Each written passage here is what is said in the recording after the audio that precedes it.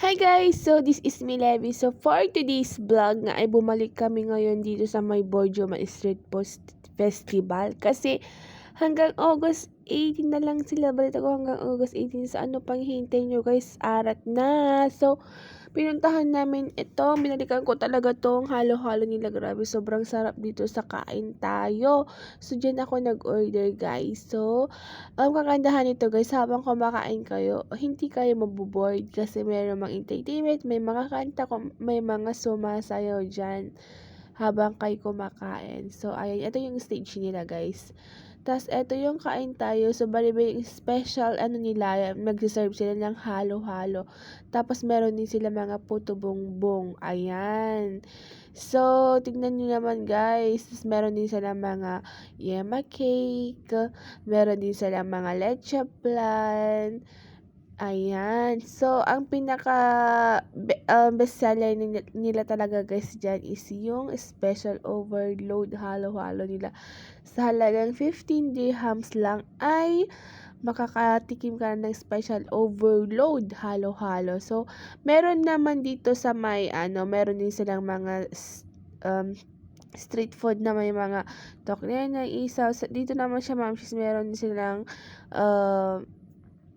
mangga. So, ayan. Madami kayong magpipilian, guys. Ang dami, sobra. Tapos, meron chicken skin, meron silang gulay.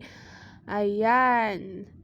So, kung gusto nyo, meron din silang mga isaw, barbecue. Ang dami, guys, na pagpipilian dito, guys. One to sawa.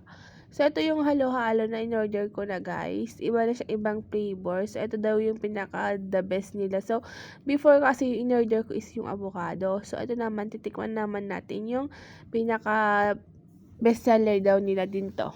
Isa din to sa mga pinaka bestseller nila. So, tikman na natin. Grabe, ang sarap ng leche flan, guys. Oh my God. Sakto lang yung tamis. Kung i-rate natin siya 10/10, sobrang sakto lang talaga. Hindi ka mauumay. So, ayan.